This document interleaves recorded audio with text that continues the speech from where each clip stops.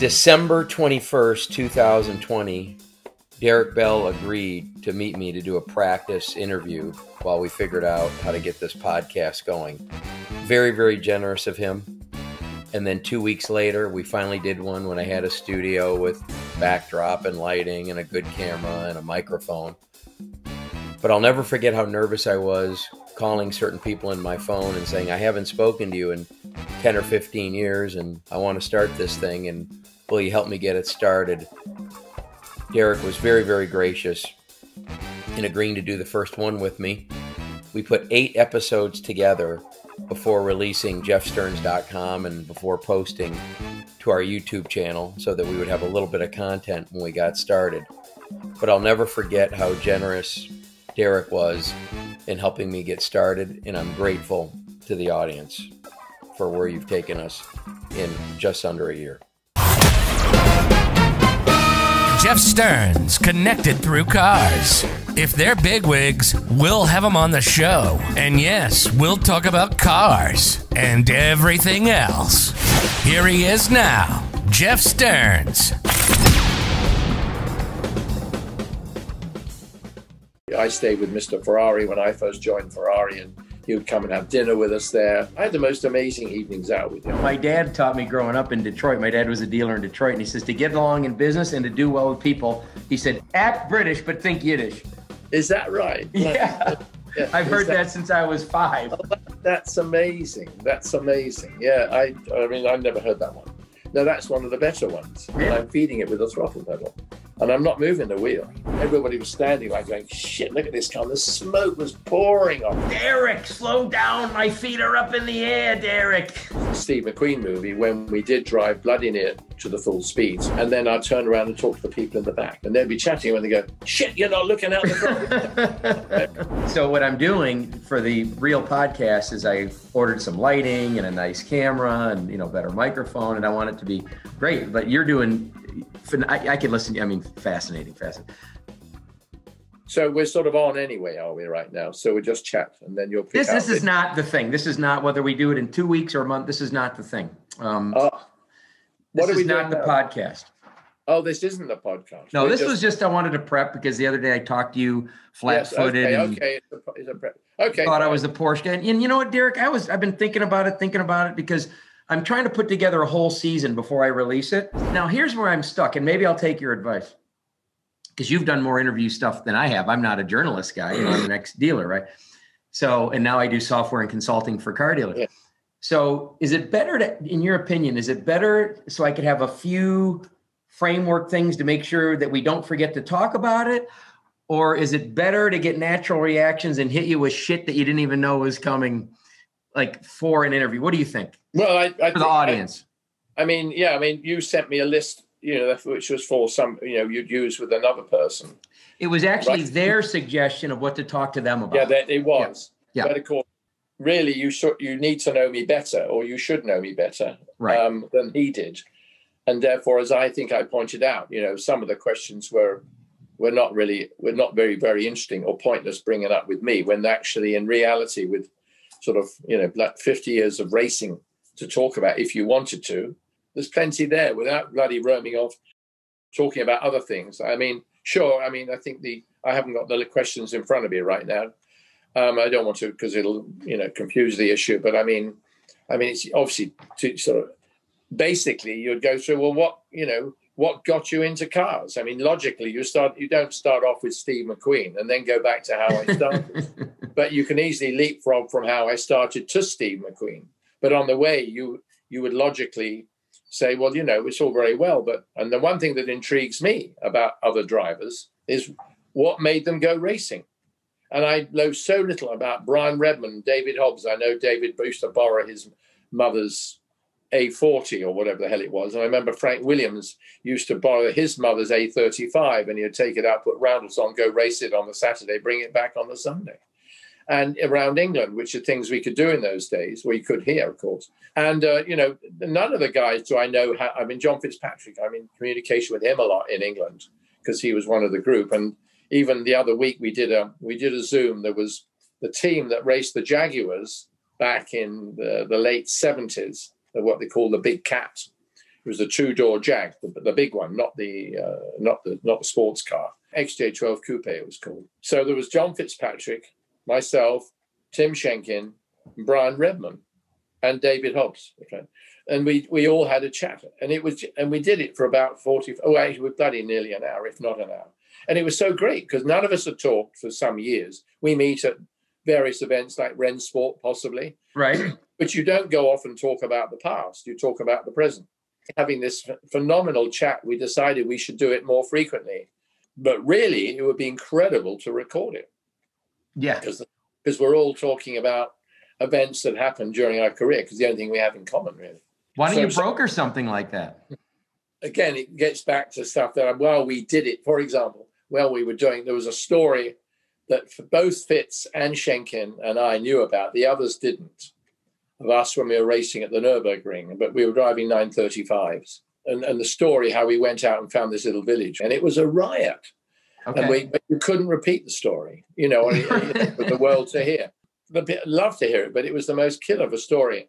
And afterwards, I found out, I texted Fitz. I said, lucky we didn't bring up that story about the village. Of course, John's got the most hideous memory. So he said, yeah, the so-and-so village and the name of the nightclub we went into and all that sort of thing. It was absolutely amazing. But, there weren't many occasions, but I think it gets back also to the fact that we had such a bloody good time, right? In those days, because wherever we were, Grand Prix or Formula 2 races around the world, or wherever we were, on the Sunday night, we wouldn't leap in our plane, and because we didn't have planes, we couldn't afford planes, and disappear off because we weren't on a bloody, simulator. And we never had bloody simulators, and the ones I ever drove were absolutely diabolical. There's no representation of what cars are like racing, but of course they've improved. And I did go on one in Singapore, Hong Kong, 4 years ago, when I was invited out there by a Ferrari, a gentleman with Ferrari collection, whose car I had driven the very first race of my life in the sports car at Spa, in the 1,000 Ks. And from that, Mr. Ferrari pulled me back into the factory team to drive at Le Mans with Ronnie Peterson. And that car, this chap ended up buying, and he ended up with several cars, Ferraris, that I had driven in his collection. A delightful gentleman from Hong Kong. And I went over there, they treated me and my wife to go over, and we stayed at this glorious hotel and that sort of thing. And they took me around places, and it was just a lovely, lovely weekend. But he had quite a few bits and pieces, memorabilia of my career, which totally surprised me. But the car was actually is kept at the factory in Stuttgart, or was at that, Stuttgart, Maranello, right, at that time. And when I went back the other day, in fact, somebody sent me a photograph of me standing beside the car in the Ferrari Museum, which was it was brilliant because it was yellow, and it was the only yellow Ferrari. There were 2 yellow 512s, but this was the one that I drove, number 23. Generally, it was always seen with that. That's the number I had on it at Spa. And, you have so many recollections like that with that sort of person and things that you do, over the years. You guys need to get together, make the video that no one's allowed to see, put it in the will that when everybody's gone, that it gets released. Generally, but as I say, after the races, there'd always be a party. Sure. We'd all be back at our hotel. And if you stayed at Monza, it was the Santo Storgio where I stayed with Mr. Ferrari when I first joined Ferrari, and he would come and have dinner with us there and that sort of thing. And the party would be there, and we'd be jumping in the pond, not the pool. It was a pond where I don't think there were any fishes. There weren't by the time we finished, but we're all jumping in it, and it was only about a foot deep. It was hilarious. Everybody has a lot to drink. They're very relieved, and nobody got hurt. Now, did Enzo speak any English, or did you speak any Italian? How did that go? No, Enzo could speak English, I believe. Okay. I think he can understand it, but it's a bit like me. I can understand Italian, but I can't necessarily speak it. Okay. But I can speak a moderate amount now. No, so we spoke in French, which made life interesting because I was okay. I was okay at French. That was the bridge. He was better than me at French. That was the only problem. But I had the most amazing evenings out with him, and I was so lucky to get that relationship. And the strange thing is, I've thought about it just the other day because, there's always a celebration of some manufacturers, 1000th Grand Prix or their 100th year of manufacture or something. But there was a fabulous poster came out the other day of the 1000th Grand Prix. Okay. About 5 weeks ago. I guess it was at Monza. And they were this super poster. And I'd really like to get one. But there was the poster for the race. And it had all the drivers that had ever raced for Enzo. And I'm one of them, which was, you know, only in a small way because I was only a small player, if you know what I mean. But the fact I was so surprised when I saw my face on there. But so you don't have the poster now, like you wish you could find No, it. and nobody has. I haven't seen any. I probably when I, you know, I'll try and get hold of some. If I see somebody from Ferrari at a certain point, I say, by the way, what? Or I haven't looked into it. I should, because otherwise they'll disappear. But they must have been a poster. But they had them. It was a sort of poster for the given out at the Italian Grand Prix. What era would this have been? When around would this poster be released? You think? Just a month ago. Oh, it's recent. Okay. Oh yeah, the Italian when they did their 1000th. Right, then we have to find that. All right. When they did their 1000th Grand Prix. But it was fabulous because they had a head and shoulder or a head or whatever of every driver. Of course, the heroes like Michael and people like that were full front, were much more head and shoulders, and they were bigger. But I was just flattered to be even on there. Sure. I went, I wonder if I'm on there, and I went, well, I am right over there. Well, I'm sure there's a lot of people that were flattered to be on the same poster that you're on too. You're probably over. You're pretty humble. You're pretty humble. Well, yeah, but yeah, I don't. I think I don't try to be. I guess I am, but it's almost the English way of sort of being a bit like that, you know. In some, right. I mean, it's just a way we're in a way brought up, or the way I was brought up, and also, you know, I honestly never thought I had a talent. And I remember I knew I'd done well. You know, I mean, if you won a Formula 2 race or whatever, or you followed Jochen Rindt won and I would come 10 yards behind him, I knew I must have done quite well. And, you know, I finished second to Jackie Stewart at Thruxton and these sort of things. So, and I sat next to him on the grid in my little Brabham, and he was in, you know, almost the works car. Right. So, and he was world champion as well, you know what I mean? And I was just coming up. So at the time, you're delighted you're there. And like my first Grand Prix at Monza, I was on the third row of the grid, you know, next to Stewart and Helm. And Jackie X was on the second row and Chris Amon was on the front row, all in the works Ferraris, my first Grand Prix. And I remember being so pissed off because I was actually only on the third row. And I was, you know, whatever, a tenth of a second slower than Jackie Stewart. And I was upset. But I reflect on it. You go, sunshine, a lot of guys would be happy to be on the third row next to Jackie Stewart in their first Grand Prix. But anyway, that's the way it is. But I think not that I'm suggesting anybody should be sort of humble, but I wouldn't say the word was humble, but I never wondered why I was up there, but I thought I should have done better, but I didn't think I was that good. Do you know, it's a strange thing. I never said, I'm better than all these guys. I've just got a shitty car. I never thought of that. The English humility, you know, my dad taught me growing up in Detroit. My dad was a dealer in Detroit, and he says to get along in business and to do well with people, he said, act British, but think Yiddish. Is that right? Yeah.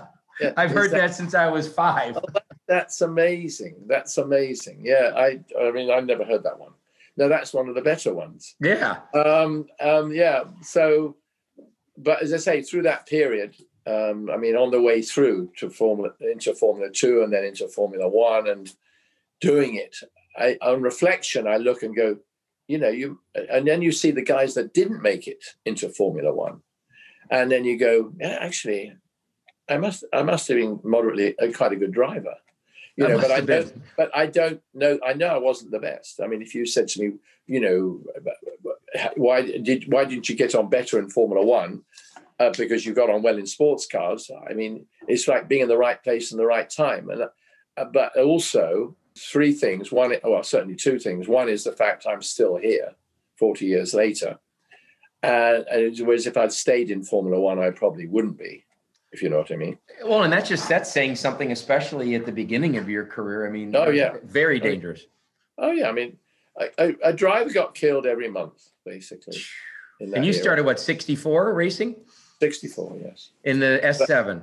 It wasn't an S, it was just A7, yeah. We built it ourselves.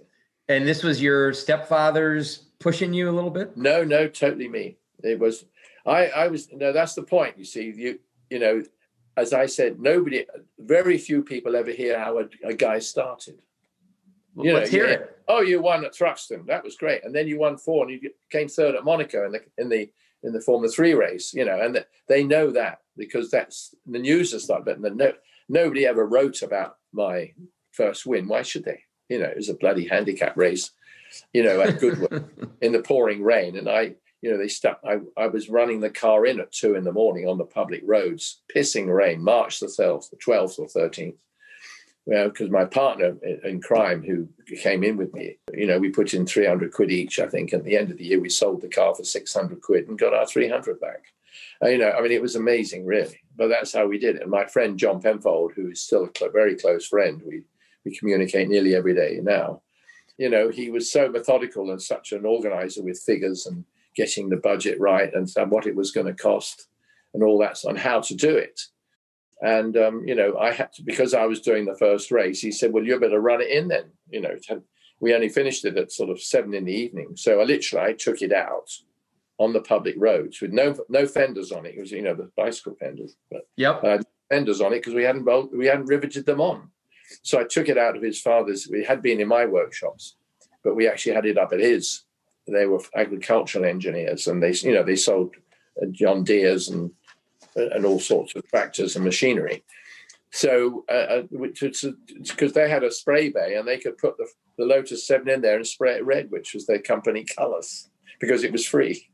And so the bloody thing was red, And so I'm taking it down the road with it's March. March is cold in England, not Clearwater, it was England.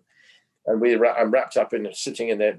And of course, you'd never normally sit there in a massive sort of greatcoat, as we would call it. But right. I guess I had a helmet on. I can't remember. Probably didn't.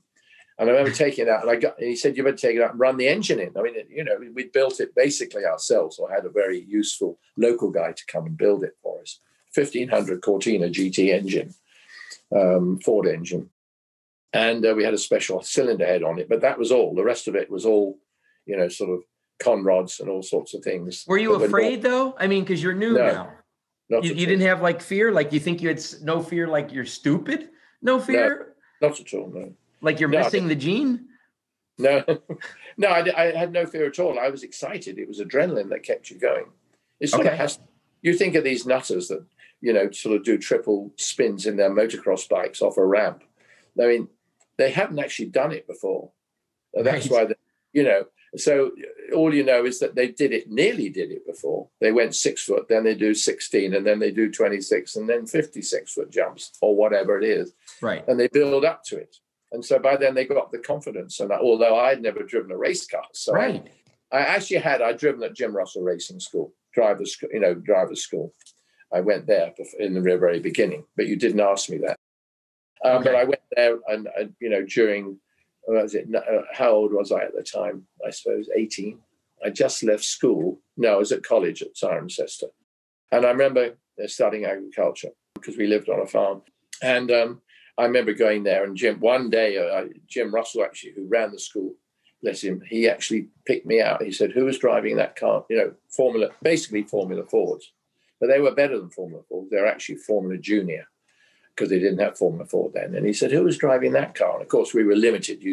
Having done the walks, the corners one weekend, and then 3 months later, I could afford to go again, and that sort of thing. And I was lapping by this time. And he said, who? And you did 10 laps at 4,000, 10 laps at 4.5, 10 laps at 5, 10 laps at 5.5, and so on. And each time he did 10 laps, it was £10. Well, of course, these days, £10 nothing, but I was only earning £20 a week.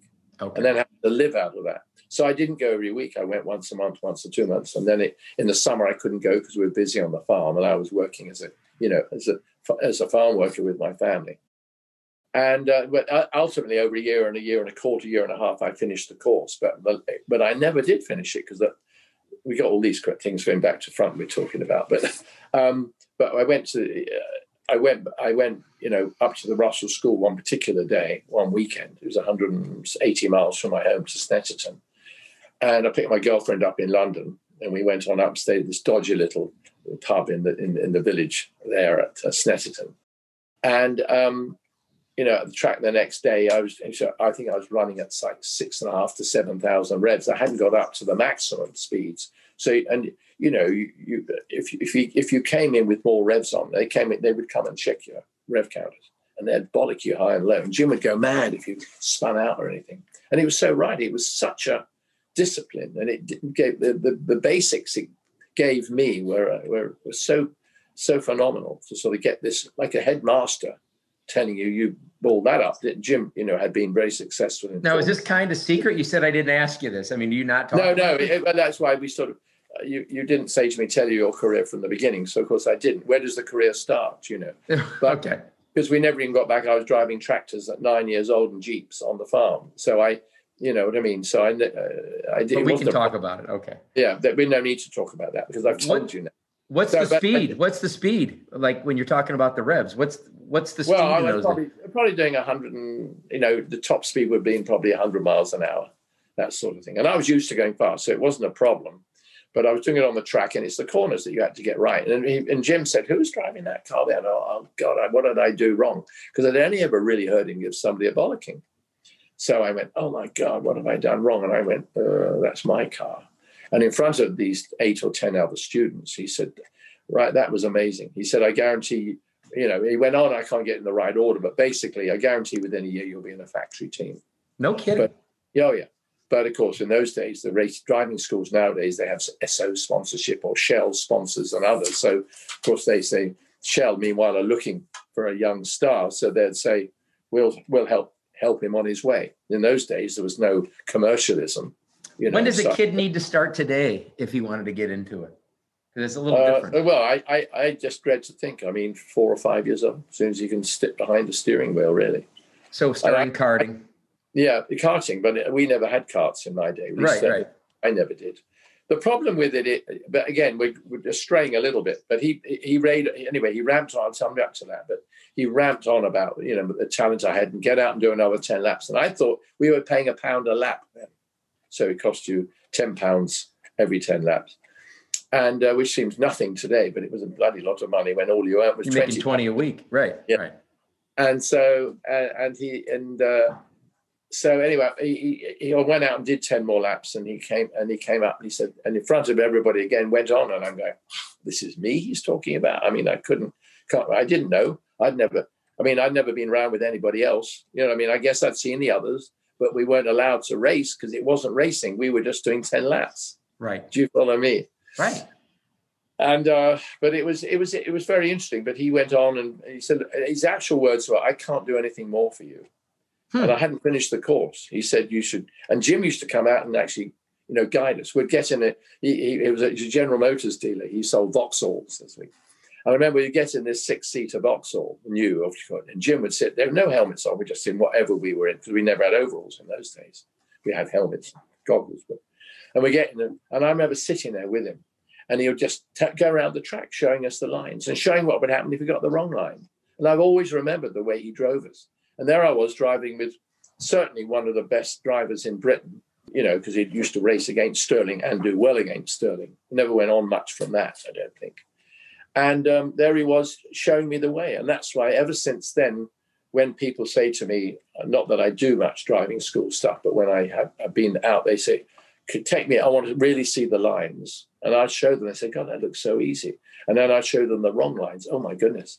And I just think to see a good, I wasn't saying I was good at that time, but as time's gone on, I became a better driver. But what's the natural part when they're watching you from the stands or whatever they're watching, where they're watching you at the school and you're going around and they're checking your rev counter at the end and they're watching you, are they trying to look for the combination of high RPM and not hearing tires squeal?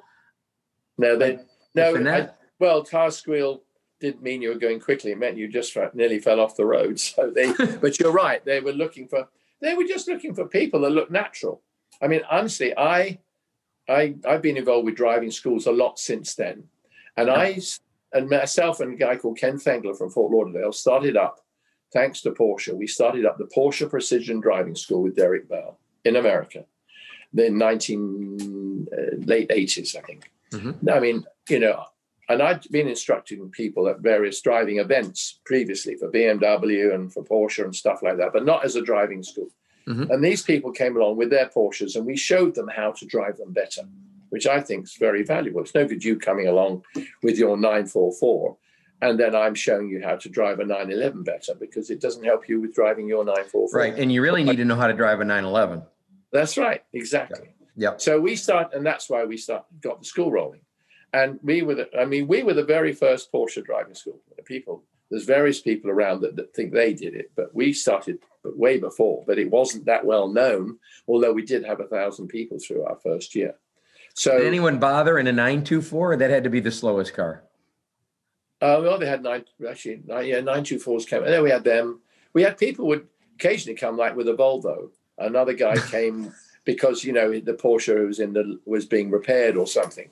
We didn't stop people coming. We had a station wagon a couple of times, because to drive anything you need a talent to drive anything properly.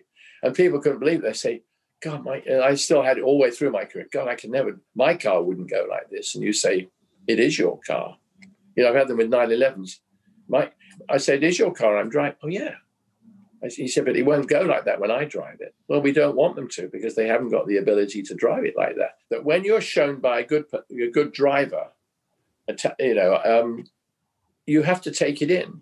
And I think if you drove around with Lewis, and again, I'm not coming up to Lewis Hamilton, but Lewis Hamilton, or any of the top American drivers, or Gilles de Ferran, or whoever it is, or Bobby Rahal, or any, if they drove you around, you'd be impressed. You go, shit, that's so easy.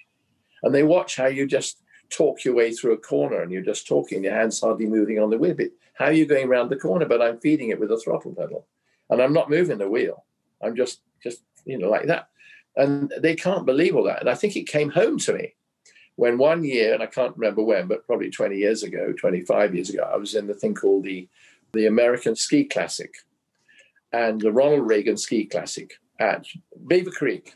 I remember being there, and we were sort of paired with top skiers, Right. And but we would be, they would get a handicap. They would start like a day and a half later than us as we came down the slalom, And it was just fabulous, the fun that we had and everything. But in the afternoon we were free. And I remember about 6 of us. I met up with some friends that were there too. We went up and we were skiing down from the top of the mountain. And as we came down, halfway down, suddenly up comes Franz Klammer. And Klammer's one of the greatest skiers ever. And he comes down, he joins up with us. And he said, do you mind, can I ski down with you? And we went, shit, you sure? Right. And we were quite good, and so we skied down with him and everything like that. And then we said, okay, bye then. He said, can I come up and go again? So we went up in the cable car and we came. And this time he said to me, you ski behind me. You follow me all the way down. And I followed down with one of the greatest skiers the world's ever known. And I learned so much because he wasn't a teacher. He was showing me perfection. And I learned a lot from that. And he gave me confidence, not saying that I the best in the world, but I was pretty good at times. But I felt I knew how to drive well and perfectly. And so I would then have the confidence to teach. Say you came along, an enthusiastic driver, done lots of sort of driving events, came down, you say, hey, Derek, take me around. Mm-hmm. And I would take this guy. And he gave me confidence to say what I was saying and do what I was doing, because I saw Franz Klammer show me how to ski. And I realized that I wasn't an instructor. I was a champion, or if, again, inverted commas, but I was. And therefore, when I showed the person, I was showing him how myself or a Bobby Rahal or a Lewis Hamilton, or whatever you want to say, or a Franchitti, how we all drive. And I mean, there's people that are wild and they never stop being wild, and I can name them through my career. Sure. As we all can. But we show somebody how to drive. And if you can drive smoothly and correctly, then you'll become a bloody good driver. But you can't, what I tell people, you cannot, age 45, just go out and buy yourself a 911 because you sold your business. You buy a 911 or you buy any car you like, doesn't matter what it is, whether it's a race car or a top road car, but something economical, and take it out and drive it, become a champion. Because nobody has done that. Because you can't start at that age because you've got bad habits and you didn't instill this natural ability as a young person. Everybody that's become good, great, or excellent that started as a younger person. And that there's a big relationship between driving and skiing, because when you're following this guy, you're following the line. That's right. Exactly. Right. And it was the movement. Right. He hardly moved, but he turned. And again, I don't know how other people's, top drivers drive. I just know how I drive. All right. But I know that I can go through a corner within a matchbox with the white line every lap, just like that. And I wonder, so how the hell did we do it? I don't know. We don't have something to tell you when to turn in. I mean, it could be a post there. Right. It's not often that they put posts there anymore, or you knew 10 feet, 10 yards after the 100-meter board, you turn in, for example. But you've got to know. And if you're going down inside somebody, you've got to be able to get it back on the right line. All right. Can I ask you a couple things? Yeah, go on. Yes. Okay. This is awesome. I wish that. So what I'm doing for the real podcast is I ordered some lighting and a nice camera and, better microphone, and I want it to be great. But you're doing, I could listen. I mean, fascinating. So we met through Bentley. Yeah, that was before we had the GT. Oh, for sure. Yeah, this was 99 or 2000. Yeah. Yeah. It was. I joined Bentley the first time they went to law, 2001. So was Vegas Speedway in 01? It was the beginning of 1, yes. Okay. So so this was like Arnage T, Black Label, et cetera. Okay. So, I mean, I don't expect you to offend any auto manufacturer, but you're a race car driver. The Arnage is, they're billing it as this high performance, of course, torque up the ass. But I mean, really, did it want to fold under itself going around these corners? Yeah. No, you did a good job showing us what it could do. I mean, for what its weight was incredible. We couldn't do much better than that. But the fact is, you can drive any car very fast. Well, you can drive any car. You can get a good driver and get the best out of any car. Even a Fiat 500, you can drive around and find a limit. Every car has a limit, right? And not many of them have got vices, and certainly anymore. There were times when the dear old 911 would catch you out with all that boated weight at the back, and it was a tricky little car, and hence that I never had one in those days, because I felt I threw myself enough on the track without having to have the drive home at night from the pub, or from anywhere, from a restaurant, with wandering around the highway. But certainly, I mean that it was amazing when we went there. Remember what actually happened is that you all went through the driving school there. Right. You drove all the cars, Bob Bondurant, do you remember? Yep. And you drove Mustangs and all sorts of things. And then at the end of it, you went and did 3 laps or 2 laps with me in an Arnage. And we had, as you said, different models. And obviously the top one was the Arnage T, and it was pretty good. I tested it actually at an airfield, which is a track airfield up in England. Okay. Bruntingthorpe, when I first joined them. And I'll never forget it. I've been with them about a month, and I was at the factory in Crewe, which is 180 miles from my home, or 220 miles from my home in Sussex. And they said to me, I think they were just trying to find out if I was any good or not, driving. Because they didn't believe the papers. Right. They didn't believe the papers, And so remember, that is, as I say, 2000. So I'd actually done my, you know what I mean. And so we went to Bruntingthorpe. Brian Gush was the head of engineering and really the head of the race program. And not engineering, race engineering. But involved with all the development of cars, because it didn't produce that many cars. So everybody worked in every department. And Brian brought a whole load of brought 4 cars along to Bruntingthorpe. And really it was just using the straight down the middle of the runway and then taking, exit parts off it through and then back round again, really. He said, okay, we want you to drive 4 cars. And they had a load of guys there. I don't know, probably 20 people. I know some of them were the factory and some were maybe clients. And he said, we got this car and that car and that car. And he said, we got an Arnage T and it's got this suspension. And we got an Arnage, a regular Arnage with this suspension. And I said, don't tell me anything. Let me go and drive the cars. And I'll tell you afterwards which I think is the best setup. Because he had said, we have 2 Arnage Ts. One has this springing setting or this and that and the other. And so I went and did that. And he found that very interesting because I didn't want to hear about it. Now, I knew of certain drivers who I won't mention now, but they convinced themselves that what they'd put on the car was the best, I know that this is the best setup for the car. And it was only what was best for them. It wasn't necessarily best for everybody. So that's why somebody else needs to drive as well at some point. And so we did that day. And then the same sort of thing happened 6 months later. We were at Las Vegas. And, I drove around the track. And, of course, in doing that, of course, I had different models to drive. And as you know, they could only do one. You could only do one out lap, come through, and then slow down lap because the bloody brakes were just boiling over. You got to remember. No brakes like crazy there. Yeah. Well, yeah. I mean, we did the rotors, but I mean, I learned during the series of the next 3 or 4 years in development of the Continental GT that, of course, until we got to carbon brakes, you really couldn't. I mean, I had a battle to do a whole day on a set of steel discs, right. Which you say, gee, that's a lot. Well, it wasn't 150 laps, but it was certainly, taking people out, giving them a warm-up lap, a quick lap, and a cool lap. A lot of heat, right? A lot of heat. Yep. But when we were out that day, remember that car was bloody heavy. Oh, yeah. And it wasn't really meant to go sideways. I mean, as we came towards the pits, I'd come out of this long left-hander and the tail would be out. And I'd be sort of bringing it towards where everybody was standing, like going, shit, look at this car. And the smoke was pouring off the tire. It's like 5,000-pound car, right? That's right. And a bit more, I think. Yep. And it was magnificent and I couldn't believe it, that you could drive all that. And in fact, it was totally drivable like that. And it was astounding. And I did a similar thing with the Mulsanne, the new big car that they've had for some years now.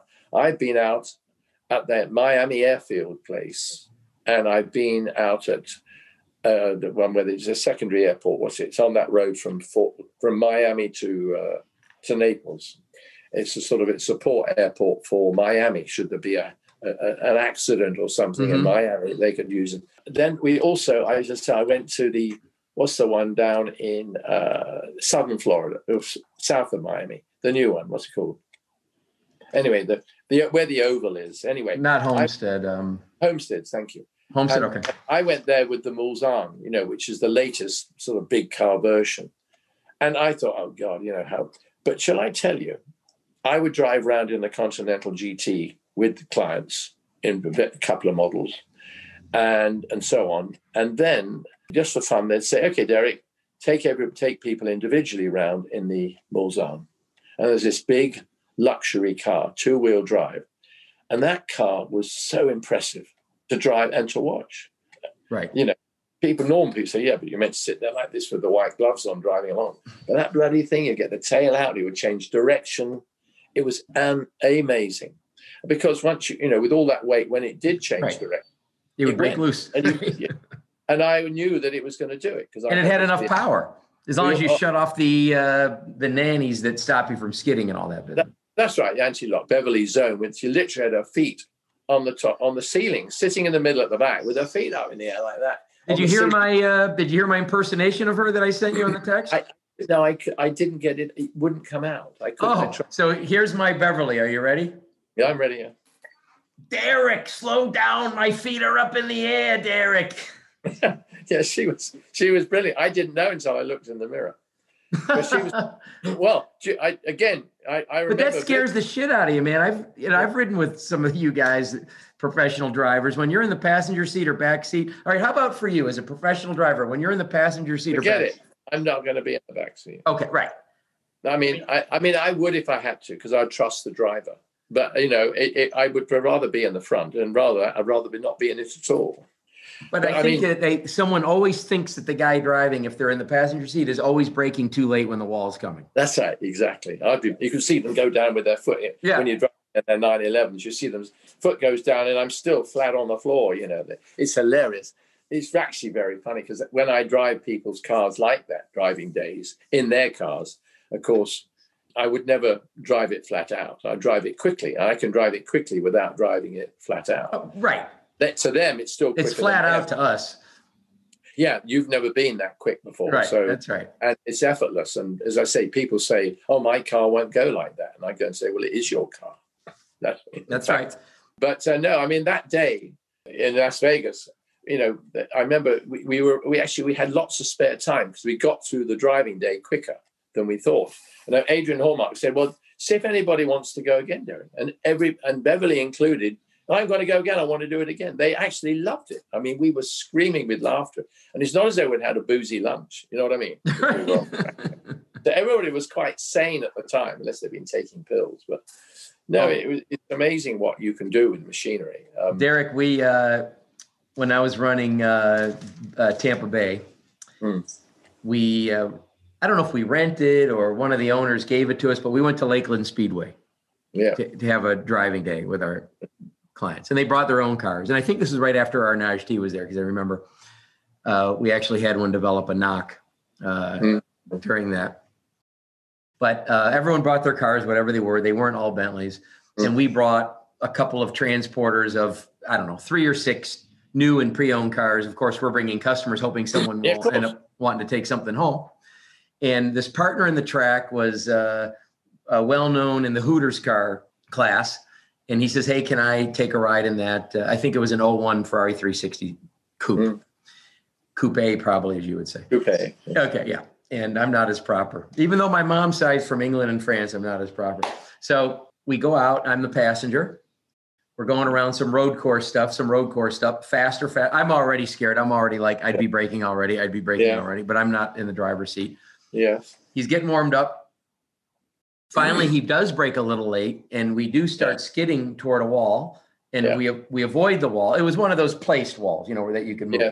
We avoid the wall, and we start heading straight for a chain link fence. And Derek, I'm watching the top bar of the chain link fence come straight for my head, and I actually duck down in the seat because I think it's coming through the windshield.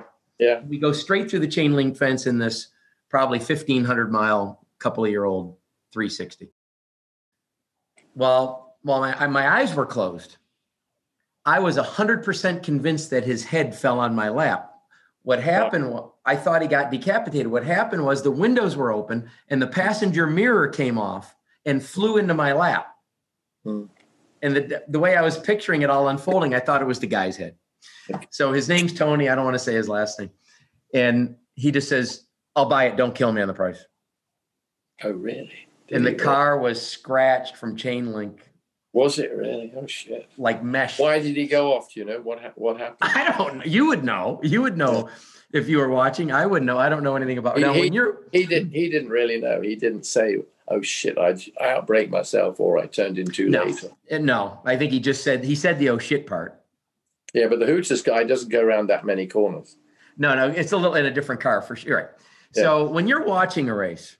Yes. You're at a corner, where you were like when we were at Le Mans. I mean, I know you were probably on the ground somewhere. I remember the first year we were at Le Mans, you said hi somewhere at some Bentley hospitality. I don't remember. Yeah, that's right. On the Friday night. Right. Okay. Oh, no, it would have been somewhere. Yeah. Okay.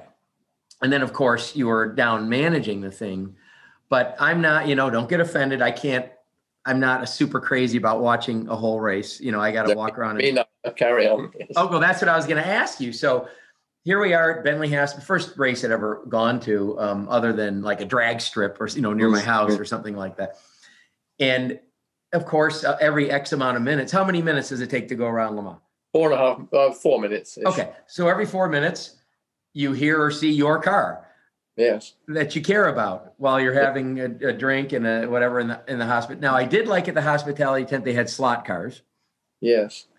So I had fun doing that. But for you watching, I guess I was feeling guilty about it. Like I'm going to talk to you and it's like, oh God, how do I tell them that I can't really watch for a long? So if you're observing and you're not observing from bird's eye view, or you're not observing from a training or coaching standpoint, if you're a spectator, is it super interesting for you to see the car come every 4 minutes at whatever rate?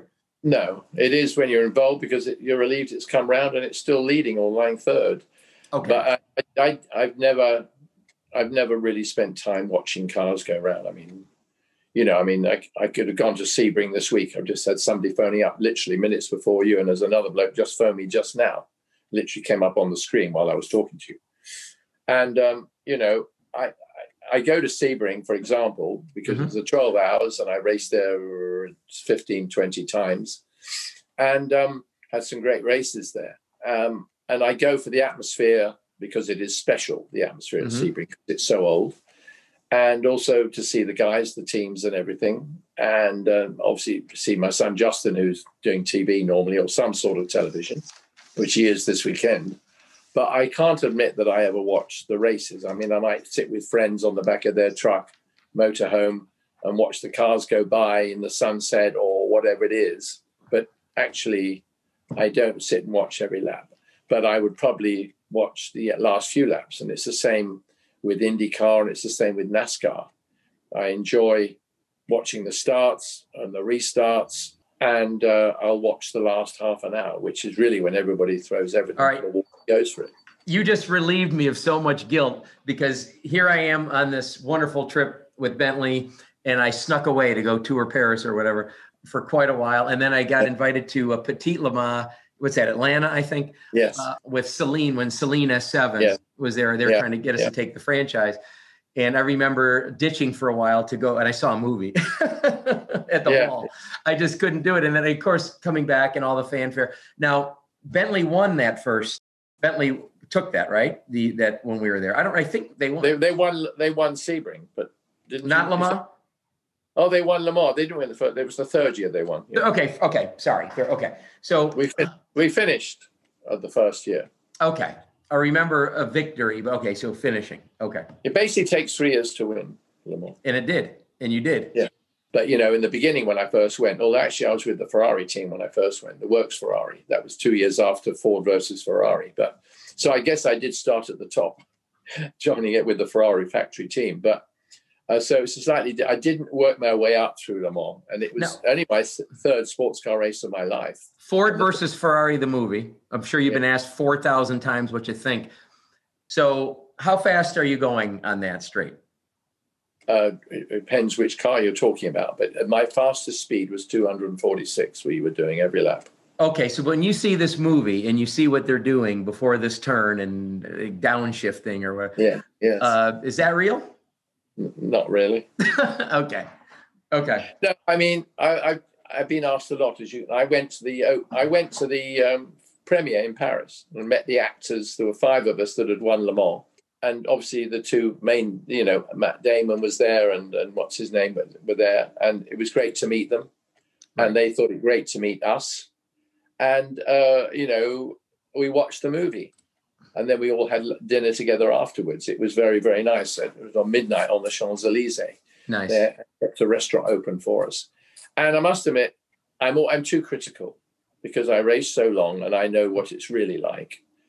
One thing I guess to start with, I thought the story was actually good. The story is pretty damn real. What they went through, the dramas of how you get to become prepared, and Ford's attitude, Ferrari's attitude. Politics, crazy. They didn't play much about Ferrari, really, because it was done with the Americans. It were Ford, and I understand that. I didn't realize that Ford wanted to buy Ferrari. Because believe it or not, in 1968 was the year after their movie was made. John Wyer, who ran the Gulf Fords, the blue and orange Gulf GT40. Everyone knows that. Yep. The one that X won with. I was offered a drive by John Wyer. He asked me, I just joined for Ferrari in Formula 2 and Formula 1 in June, and Le Mans was going to be in September that year because of the student riots in Paris, which normally it would be in June.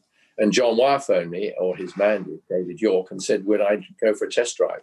And I went to Thruxton in England near my home and drove the GT40 without any window. It had the screen, but no side windows because it was that new. It was just, and they said, must wear goggles because all the fiberglass flying around inside.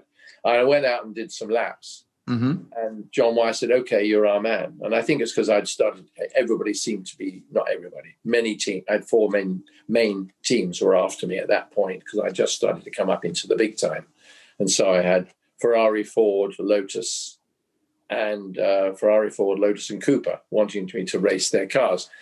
And I remember I wrote to Mr. Ferrari, I sent a telex because you didn't have any other form of means of doing it. So I telexed him through Shell in London and said, could I be released to drive for Ford at Le Mans? Okay. And of course, the email or the telex came back saying, honor your contract, Ferrari. I went, oh shit. And I didn't know that Ferrari were, there was all this hassle with them buying Ford. Right. That was a big request to make for you not to know. Ballsy, yeah. So I didn't, but I was ignorant. I was just right. I didn't read the bloody newspapers or the bull that's going on. And so I felt a bit of a dick, but I didn't do Le Mans. And of course, the car win the Ford, and the car that won the race was the car that they were putting me in with Pedro Rodriguez. I could have won my first Le Mans for Ford in that GT40. But anyway, that's by the by. I still won't complain at my career afterwards, because I then drove, 917s and for the same team, but it wasn't the Ford. So I thought the half of the film I enjoyed more than anything, because it was the nitty. I didn't know the story, and it was the nitty gritty of how they got it all together, and the dramas of the drivers and the trickiness of it. And that's what it's like. I mean, you got massive sponsors coming in, and you saw all the big flash buggers in their suits and Gucci shoes, all telling everybody how they, needed this and that and the other, without really knowing what racing was about, but just knew they had to win. And then, so I enjoyed that all the way through, because it took me back like I was there. Although I never had to contend with that, but you knew that sort of stuff went on behind the scenes. And then, of course, we got into the racing, and I was really I suppose I was disappointed, because nobody's ever been able to reenact racing. The only one that did really was the Steve McQueen movie, when we did drive bloody near to the full speeds. But even when you had actors driving, we weren't driving flat out. But when the stuff I did, I was flat out. So when they had, for Le Mans movie, we had 22 hours of footage taken by cars, a car in the race and cameras around the field. So they had a hell of a lot of base. And then we reenacted certain sections, but then throwing Steve into the car rather than the actual race drivers. And I was driving in those scenes, and then they'd link it up to the film. But when I was driving and doing shots with like Joe Sifford, for example, and Steve in certain areas, we were flat out. We were flat out, not down Mulsanne, but we were flat out. I mean, it was astonishing how quickly we went, because we all said, when we started the movie, we're not going to do what they did in Grand Prix and sort of say, pour more blood on the road, more red paint. We got to make it look more, we weren't into that. We said, and they said, we don't want you blowing cars up, but we said, well, we're not going to drive slowly and have you speed the film up. And they never did. They never did that. I mean, they did it, I think, maybe when they spun the cars and crashed them, because they had to, because they had this bloke, Rob Slottermacher, who's a spin expert, losing control of a 917 on a Lola chassis. And were you happy? I mean, when I spent my whole life in car dealerships, and I've never seen a movie that I thought really depicts it. So, but I never made one either. So when you were done with this, did you feel like, okay, it feels like what we go through? The only thing we felt afterwards, I remember going to one of the premieres, I was disappointed. I think we felt it wasn't as good as it should have been, but we were looking to make it like the real racing, and you cannot make it. No. I mean, the Senna story I thought was very good, because it was genuine photography, filming from his career. So that was real, but it was sad because he died. And then, of course, the other one was Rush. I thought that was good as well. But, of course, that was my era. Rush was my era. That was when I was in F1 in the early 70s. But again, still, the filming of the cars was not real, really. Because they couldn't use, only when they use real footage is it real. And when they try and superimpose them to put an actor in the car, and particularly, as I say, in Le Mans 66 or whatever you want to call it, Ford versus Ferrari, you saw him suddenly sort of get told that he was 3 seconds behind, so-and-so. And you saw him downshift to accelerate, and you're going, you don't get down the Mulsanne straight at 235 and then suddenly downshift quicker. Right. I'll drop down again. Those sort of things don't happen. And from what I recollect, having only seen it once, and then immediately he puts his foot on the brakes. You said, well, you wouldn't do that. You wouldn't go down a gear unless you're actually slowing for a corner. And the weird thing is, I don't know who they really use for their the authenticity of it. The authenticity of it, yes. The genuineness of it. I don't know who was their advisor. I didn't really see it that much. Whereas I'm not saying I should have been one, but no, I understand. But I would have assisted. But the problem is, they took footage from Le Mans, as they obviously did. They had the pits for their pit scenes, which they did like 6 months earlier. And I was just sort of disappointed that they didn't sort of get it genuine enough like that. You know, that I think they could have had a proper person like, they had on the McQueen movie, and they used all the drivers that were, everybody, Jackie Stewart had been on it, and Joe Sifford had worked on it, where everybody had been there for a bit, just to do a bit of support. How about car chase movies? Is it like to you a complete waste of time? Like it seems so fake to you? Or like, are you able to enjoy a movie like that? Or are you just so into which one? Here's what would really happen? What do you mean? Like a car chase, like in say Bullet, or Gone in 60 Seconds. Well, I enjoyed Bullet. Yeah. I mean, I did. Blues Brothers. It, but, not when they start to get corny. As soon as they start looking at one another and going like this, you wouldn't do that at 230 miles an hour. You wouldn't get deterred by anything, because you have enough problems. It is keeping the car on the road without looking at the bloke in the car next door. So definitely not Talladega Nights. No, I know there were some crappy ones. The ones like that, just because they just disappear. I can't tell you what I thought of them, but I thought, the Le Mans film, I think they did very well for what they had, but they obviously didn't have the budget to do what Steve McQueen did. The fact, of course, it broke him. But I mean, the fact was that one, we were there for 2.5 to 3 months, and it was a lot of genuine stuff. And Steve McQueen can really drive. Oh yeah, bloody well, yes. Yeah, I've got pictures of me. Well, somebody put them on Twitter this week. He drove my Formula 2 car. I mean, I was racing the European Formula 2 Championship then, and my mechanic brought it down in our truck, and one mechanic, that's all we had. And he brought it down in the big truck, and we offloaded it. And I asked Steve, would you like a drive? And he drove on the Bugatti circuit, which is actually the Grand Prix track. The only bit common is the pit straight, round the corner, down the hill, and then you go to the infield. And Steve did some laps there, and he was good, but he wasn't ballsy. I mean, it's something he'd never done. I mean, he did quite a few races, but he didn't go stupid, because he knew that it was something. He was mature. He was 40 odd years old, and he wasn't going to bloody well go leaping in a Formula 2 car, particularly with me going off to race in Sicily that weekend. If I was, and he could damage the car. But I got a lovely picture of him sitting. It's in my book too. He's sort of sitting in it. And it was bloody good. How about Paul Newman? Could he drive? Yeah, he was super. Yeah, he was very good. Paul did a lot of races. I mean, he loved it. He did it as a hobby. Steve loved it because he loved it. Yeah, Steve loved it. I mean, in the same way. But Paul was a different personality. But I mean, I remember I raced against Paul a lot.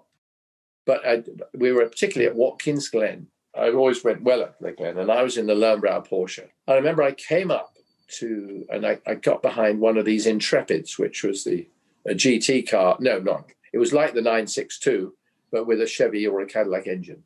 Very fast, but not as reliable and not quite as good.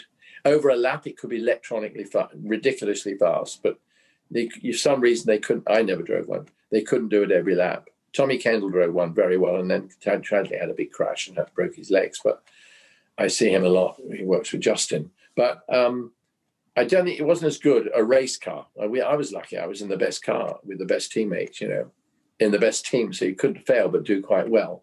Right. But as I say, you had to be good to get in a good team. Do you know what I mean? Sure.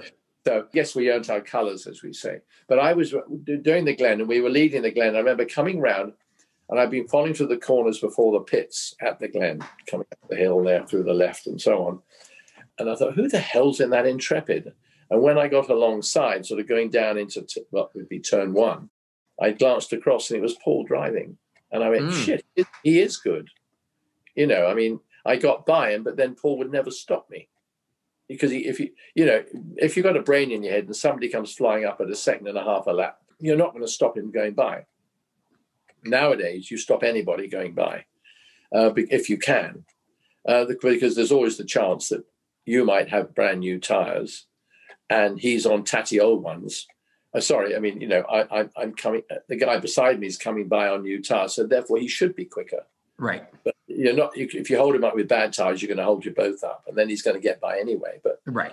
I was always one that would say, if somebody comes up at 2 seconds a lap, well, he obviously is going quicker. Otherwise, he wouldn't be catching me at 2 seconds a lap. Right. For whatever reason. It might be a reason that I'm on shitty old tires, and it might be, as I say, he's on brand new tires. I don't know, or even a better tire. From a handling standpoint, is pretty much any road car today better than the stuff you started on? Yeah, I suppose it has to be, doesn't it? Yes, because we're going quicker. You know, I mean, I think it'll get you out of trouble, right? I mean, Hyundai, Toyota, Honda, everything. Chevy. There's no room for a bad car now. Yeah. No, I mean, all better than what you guys were starting. I remember, again, I've been out there a lot of years, and I was involved with a corporate entertainment business at a test track in England called Millbrook. It's a 2-mile oval, but it's not an oval, it's a circle. You can go around in the top lane at 100 miles an hour with your hands off. Whatever it is, he just goes round and round. As long as you stay under, if you back off, it'll go down. If you go faster, it'll go on the wall. So I used to take people around and get it, and basically have it on cruise control in a Bentley. And then I'd turn around and talk to the people in the back, and they'd be chatting when they go, "Shit, you're not looking out the front." Can we schedule and I know you gave me a lot here, but can we schedule another one like a couple weeks or something Whenever you want. Okay. Your son, Justin, is there anything you'd like me to have talk about on the next, to promote him or business? No, we'll talk about it that night if you want. But in principle, you can. I mean, I normally get asked, what was your greatest race? What was your most memorable race? What was your best teammate? Which I did discuss this with the other day. Yep, you did. And what was your favorite track? And I wrote all that down, and we didn't talk about all that sort of thing.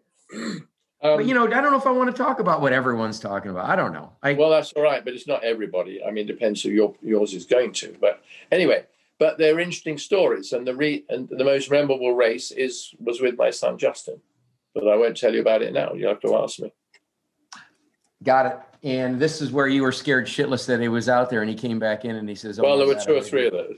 There were 2 or 3. I've been studying you, brother. Okay. Yeah. Thanks for all the time. I'll just text you. Okay. Yeah. Okay. Let me know. God bless you. I enjoyed it. God bless. Cheers, mate. Bye-bye. This has been Jeff Stearns, Connected Through Cars.